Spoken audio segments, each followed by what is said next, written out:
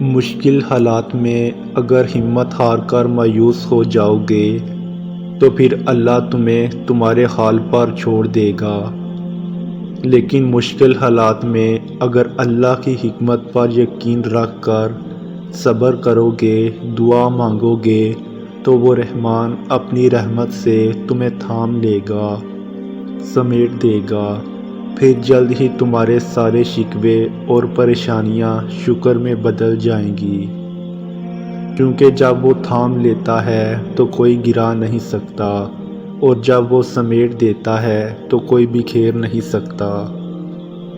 جو اللہ تک پہنچنے کا راستہ ہے یہ بہت طویل ہے، ضروری نہیں کہ ہم اس کے آخر تک پہنچ جائیں، ضروری تو یہ ہے کہ جب ہمیں موت آئے تو ہم اسی راستے پر چل رہے ہوں، اس کی رضا میں راضی ہوں۔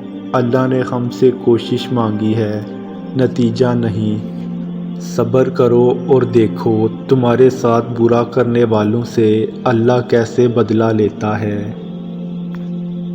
تم ایمان تو رکھو اللہ پر، وہ بہتر لے کر بہترین دیتا ہے۔ کبھی سجدہ کرتے ہوئے اللہ کو محسوس کرنا، ایسا لگے گا جیسے وہ صرف اور صرف تیرا ہے، اور اللہ پر بھروسہ رکھو، اور بھروسے کے لیے اللہ کافی ہے۔ تمہاری مشکل آسمان جتنی بڑی کیوں نہ ہو، اگر تمہارا یقین اللہ پر ہے تو کوئی تمہیں نہیں ہرا سکتا۔